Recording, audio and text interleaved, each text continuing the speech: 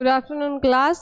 आज हम पढ़ेंगे प्रेसिपिटेशन टाइट्रेशन। ठीक है, आज हम देखेंगे कि प्रेसिपिटेशन टाइट्रेशन आपका क्या होता है। कल आपने पढ़ा था एसिड बेस टाइट्रेशन क्या होता है। एसिड बेस टाइट्रेशन में आपने पढ़ा था, देख लेते हैं एक बार रिवीजन के लिए।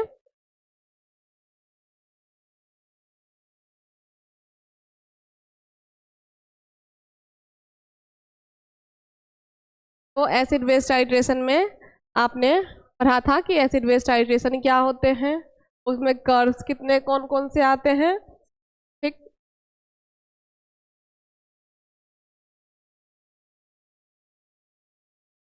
ये रहा आपका एसिड बेस टाइट्रेशन। ठीक है,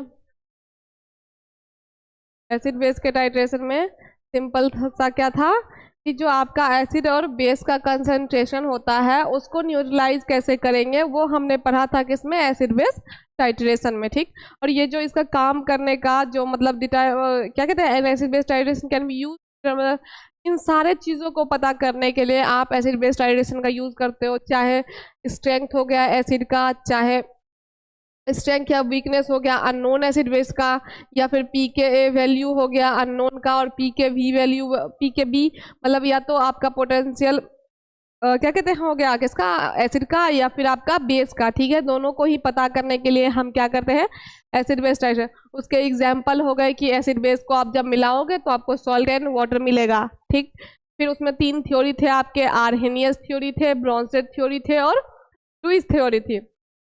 जब आपने उसमें दोनों को किया थ्योरीज में तो सिंपल सा था कि आर्हेनियस अगर एसिड है तो उसमें H+ होगा डोनेट, और जो आपका आर्हेनियस अगर बेस है तो उसमें OH होगा प्रोड्यूस। ठीक, उसके बाद ब्रोंसेट लोरी थ्योरी में था कि प्रोटॉन को वो डोनेट करेगा और जो बेस है वो एक्सेप्ट करेगा। ठीक, वहीं लुईस में थोड़ा सा उसमें चेंज आया, क्या कि इलेक्ट्रॉन पेयर को वो एसिड जो है वो एक्सेप्ट करेगा और जो आपका बेस है वो डोनेट करेगा। मतलब ये जस्ट इसके अपोजिट हो गया कि मतलब यहाँ पे डोनर ये एसिड था तो यहाँ पे बेस हो गया, और यहाँ पे एक्सेप्टर बेस था तो यहाँ पे एसिड हो गया। ठीक है, बस इतना सा चेंज आया।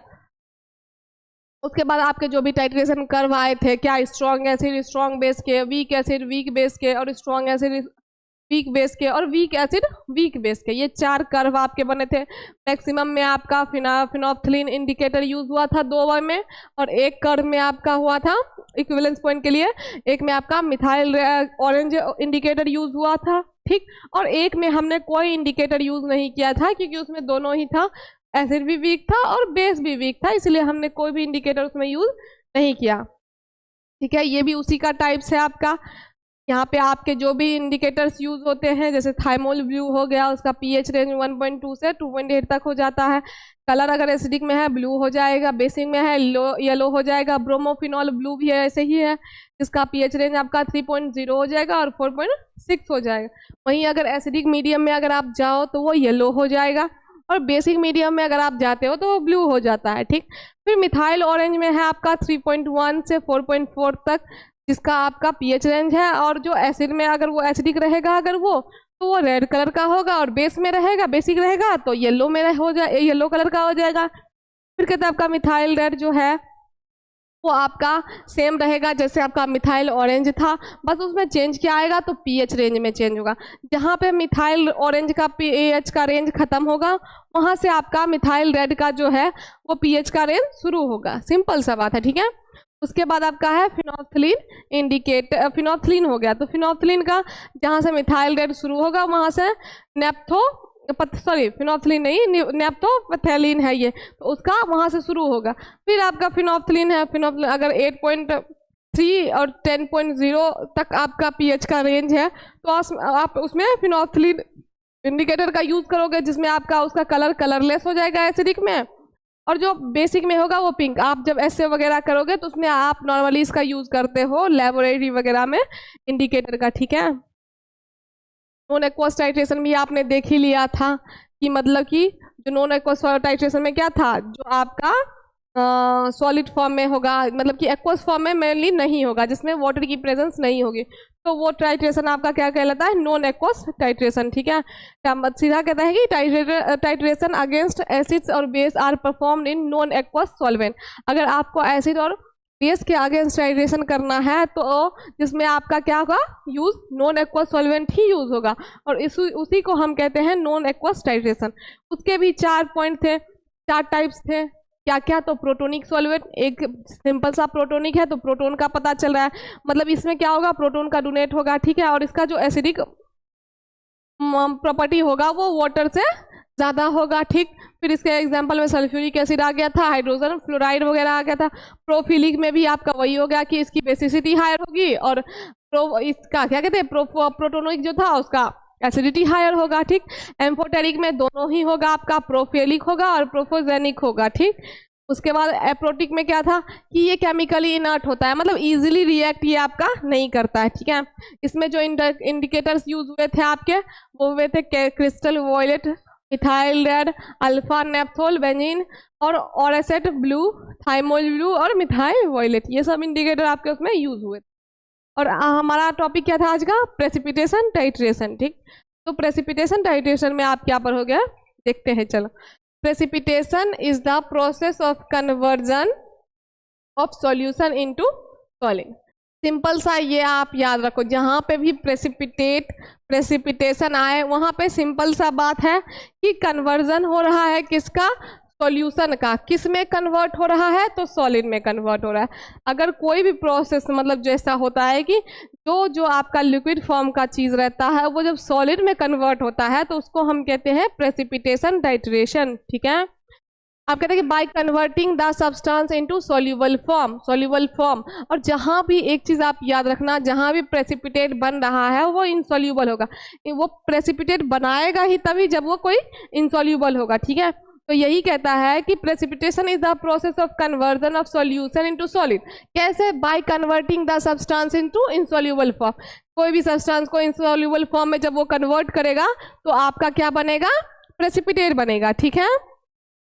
फिर कहते हैं कि most common type involve reaction of metallic halides with silver nitrate. इसका जो सबसे कॉमन रिएक्शन आप अगर देखोगे तो वो आपका है reaction of metallic halide with silver nitrate, AgNO3, ठीक है। तो अब आ गया ऑल्सो नोन एज अर्जेंटोमेट्रिक प्रोसेस, ठीक।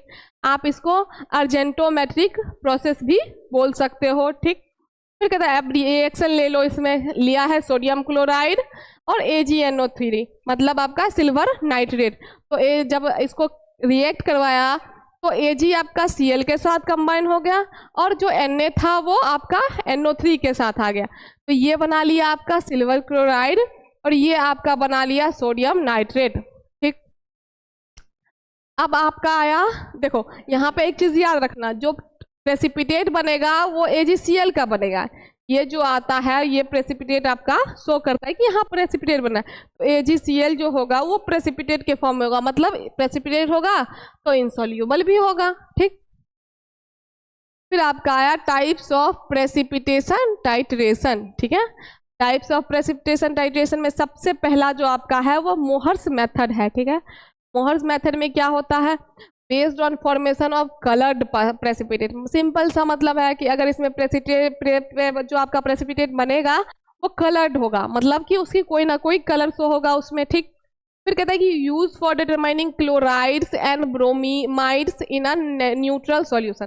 कोई भी सॉल्यूशन में अगर आपको कोई भी न्यूट्रल सॉल्यूशन में जो ना एसिडिक है ना बेसिक है, अगर उसमें आपको ये पता करना है कि क्लोराइड प्रेजेंट है या नहीं, या ब्रोमाइड प्रेजेंट है या नहीं, तो उसके लिए आप कौन सा यूज करोगे, मोहर्स मेथड यूज करोगे, ठीक है। फिर कहते हैं कि silver nitrate is used as titrant. जो आपका सिल्वर यहाँ पे टाइट्रेंट यूज होगा वो आपका होगा सिल्वर नाइट्रेट, ठीक है। जिसको टाइट्रेंट का मतलब नहीं पता हो, तो सेकेंडरी स्टैंडर्ड का मतलब नहीं पता हो, वो फर्स्ट लेक्चर चेक करो ना, फार्मास्यूटिकल एनालिसिस का, जो जहाँ से ये स्टार्टिंग हुआ में सारे ही आपके एनालिसिस के टर्म्स मैंने दे दिए हैं, आप वहाँ से पढ़ सकते हो, ठीक। फिर कहता है स्टैंडर्डाइज्ड बाय NaCl। टाइटेन तो यहाँ यूज हो गया सिल्वर नाइट्रेट, अब इसको स्टैंडर्डाइज कर लोगे आप NaCl के साथ, ठीक है। तो यहाँ पे आपका बना AgNO3, मतलब सिल्वर नाइट्रेट सोडियम क्लोराइड के साथ, ठीक। अब जब सोडियम क्लोराइड के साथ लोगे सिल्वर नाइट्रेट को, इसने बोला ना टाइट्रेंट आपको यूज करना है सिल्वर नाइट्रेट, और जो स्टैंडर्डाइज होगा वो NaCl के साथ होगा, तो जो आपका फाइनल प्रोडक्ट बनेगा वो बनेगा AgCl, और NaNO3 मतलब सिल्वर क्लोराइड और सोडियम नाइट्रेट, ठीक है। तो जो आपका सिल्वर क्लोराइड होगा वो प्रेसिपिटेट के फॉर्म में होगा, और जब प्रेसिपिटेट के फॉर्म में होगा तो इनसोल्यूबल भी होगा, ठीक। अब है कि potassium chromate is used as indicator. आप देखो पोटासियम क्रोमेट जो है वो एज अ इंडिकेटर काम करेगा यहाँ पे, और इंडिकेटर का काम क्या होता है, कलर शो करना, ठीक है। एंड पॉइंट बताना, फॉर्म्स रेडिश ब्राउन प्रेसिपिटेट, तो इसके वजह से जो आपका प्रेसिपिटेट बनेगा वो रेडिश ब्राउन कलर का प्रेसिपिटेट बनेगा, ठीक है। जैसे इसके में रिएक्शन करवाया इसने AgNO3 मतलब सिल्वर नाइट्रेट को पोटासियम क्रोमेट के साथ, क्योंकि इसने क्या बोला, जो आपका इंडिकेटर यूज होगा पोटासियम क्रोमेट होगा, तो जो अब आपका बनेगा वो होगा सिल्वर क्रोमेट और आपका क्या हो गया, ये पोटासियम नाइट्रेट, ठीक। अब है आपका, ये तो था मोहर्स मेथड। अब आ जाओ आप देखो, मोहर्स मेथड में याद रखना जो भी प्रेसिपिटेट बनेंगे उसमें कलर वो कलरफुल होंगे आपके, ठीक। जैसे कि यहाँ पे भी आपका बना तो उसमें आपका सिंपल सा था, रेडिश ब्राउन कलर का प्रेसिपिटेट बना। इसका प्रोसेस क्या था, तो मेनली इसमें जो था क्लोराइड और ब्रोमाइड का डिटरमाइन कर मतलब पता लगाते हैं हम किसमें, तो न्यूट्रल सॉल्यूशन में, किसमें, मोहर्स मेथड में। फिर कहता है कि इसमें जो आपका टाइट्रेंट यूज होगा वो सिल्वर नाइट्रेट होगा, और जो आपका स्टैंडर्डाइजेशन के लिए यूज होगा वो NaCl होगा, ठीक। तो जब दोनों को हम रिएक्ट करवाया तो AgCl अपना प्रेसिपिटेट बनाएगा जो कि इनसोल्यूबल होगा। फिर साथ में आपका क्या हो जाएगा, सोडियम नाइट्रेट आ जाएगा। उसके बाद जो इंडिकेटर आप यूज करोगे यहाँ पे वो यूज करोगे आप क्या, पोटासियम क्रोमेट, ठीक है। जब पोटासियम क्रोमेट यूज करोगे तो रेडिश ब्राउन कलर का कलर इंडिकेट आपको होगा, ठीक है, क्लियर। चलो अब वोलार मेथड पे चलते हैं। वोलार मेथड में कहता है कि involves chromates, phosphates and halides. Simple सा, अगर आपको किसके साथ, तो with excess silver nitrate in thiocyanate solution, ठीक है। क्या होता है, थायोसाइनेट सॉल्यूशन में आपका जब एक्सेस सिल्वर नाइट्रेट के साथ साथ क्रोमेट का प्रेजेंस होता है, फॉस्फेट का प्रेजेंस होता है, हैलाइड का प्रेजेंस होता है, ठीक है, तब हम वोलार मेथड का यूज करते हैं, ठीक। तो अब यहाँ पे जो आपका इंडिकेटर यूज होगा वो फेरिक आयन यूज होगा और forms white silver thiocyanate precipitate. जो आपका प्रेसिपिटेट बनेगा वो आपका बनेगा सिल्वर थायोसाइनेट प्रेसिपिटेट, जो कि आपके व्हाइट कलर का होगा, ठीक है।